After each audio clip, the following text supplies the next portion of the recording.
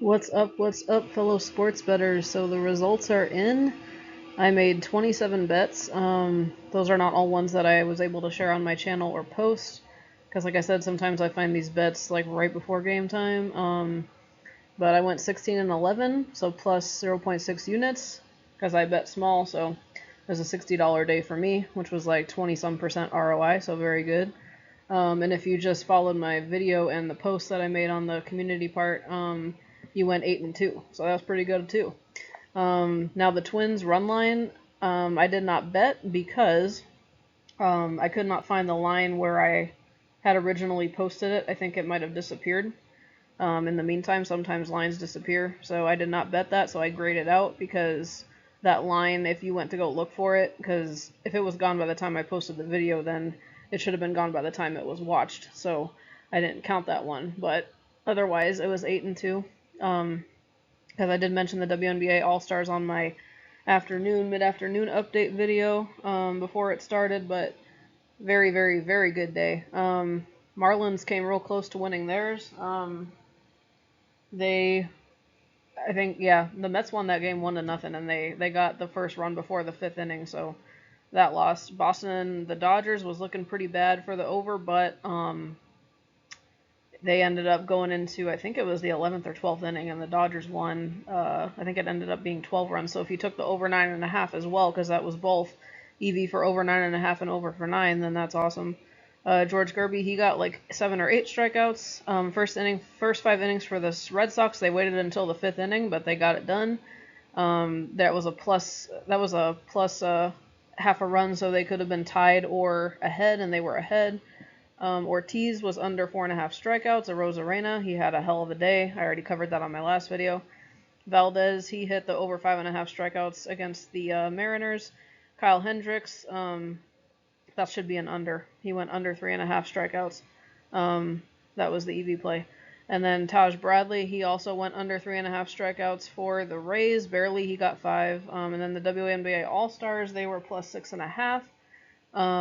I bet the spread for that. They ended up winning the game, so that was cool. That was boosted up by DraftKings. I have the screenshotted selection of all current EV bets on Outlier for tomorrow's slate. I'm not sure if I'm going to bet these, but I just thought I would share them.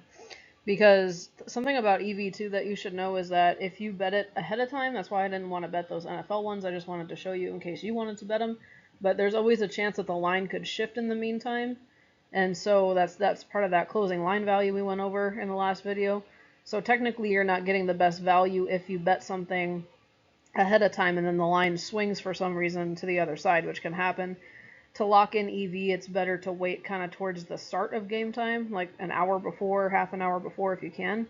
But I just like to get these out to you because my schedule is a little bit weird, so if you want to look at it and decide if you want to bet it, and if you have access to a line tracker where you can see the tendency and the trend of the line, and you can decide if you want to bet it.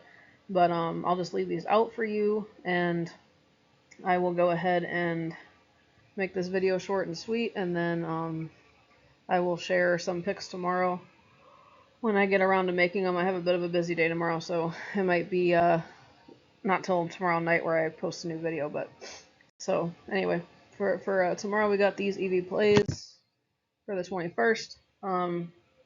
These are all the ones over 1% that are currently on Outlier.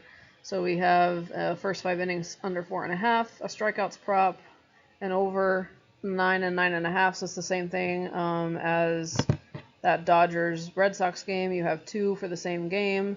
Obviously, one's a little riskier, and the EV is a little bit better. But you can, make a decision for yourself how you want to do that. The under 11 for San Francisco and Colorado.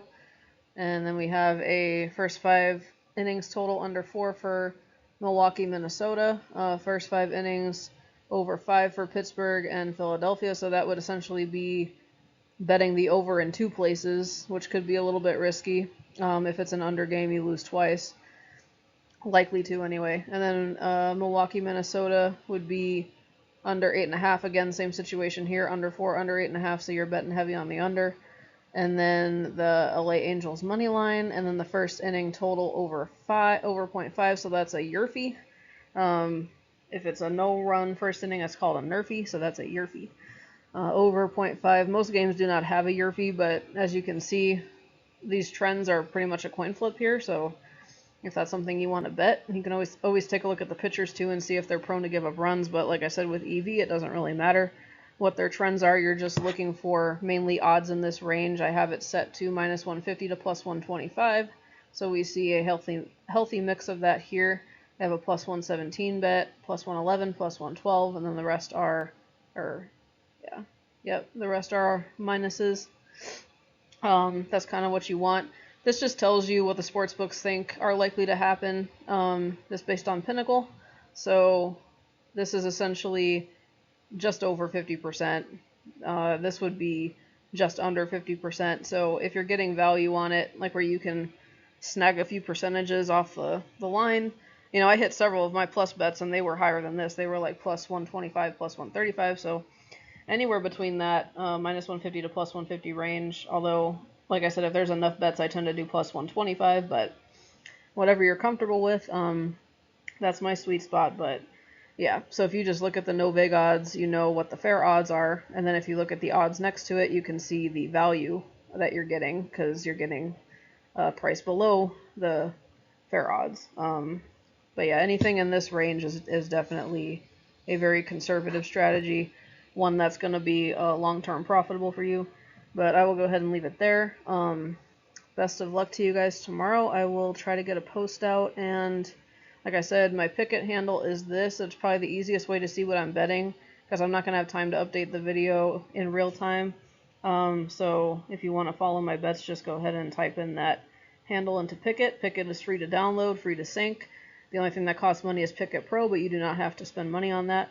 The basics of the app are free, which honestly the best parts of it are basic, with tracking and syncing your sports books.